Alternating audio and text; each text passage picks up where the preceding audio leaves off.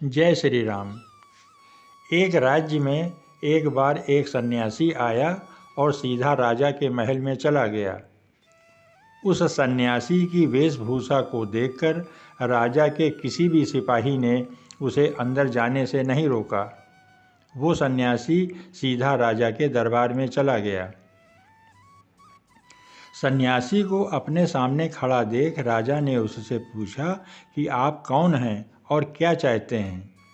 सन्यासी बोला, मैं एक आध्यात्मिक गुरु हूँ और प्रवचन देने के लिए दूसरे राज्य जा रहा था, लेकिन अब दिन ढलने को आया है तो मैं आज रात आपके महल में ही रुकूंगा। रात बिताने के लिए बस थोड़ी सी जगह चाहता हूँ। सन्यासी की बात सुनकर राजा बोला, ये एक राजा का महल है, कोई विश्राम स्थल नहीं है जो आप यहाँ रात में रुकना चाहते हैं।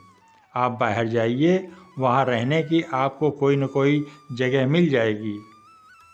सन्यासी ने राजा से फिर प्रश्न किया कि महाराज, क्या मैं जान सकता हूँ कि आपसे पहले ये महल किसका था?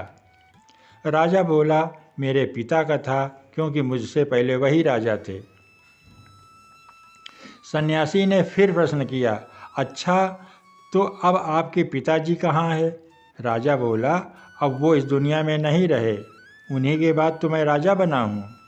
अच्छा, आपके पिता से पहले ये महल किसका था? सन्यासी ने फिर से प्रश्न पूछा। राजा को अब गुस्सा आने लगा, लेकिन फिर भी उसने शांत होकर जवाब दिया, मेरे पिता से पहले ये महल मेरे दादाजी का था और अब वो भी इस दुनिया में नहीं है। अब सन्यासी बोला, ये जगह जो न कल तुम्हारी थी और न ही तुम्हारे जाने के बाद ये किसी और की होगी। इस संसार में लोग कुछ ही समय रह पाते हैं और फिर चले जाते हैं।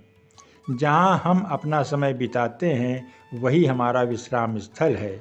न तुम इसे अपने साथ लेकर जा पाओगे और न ही कोई और। बताओ, ये महल एक विश्राम स्थल ही है और क्या है?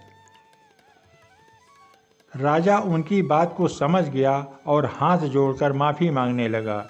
उसने सन्यासी को रुकने की जगह दे दी।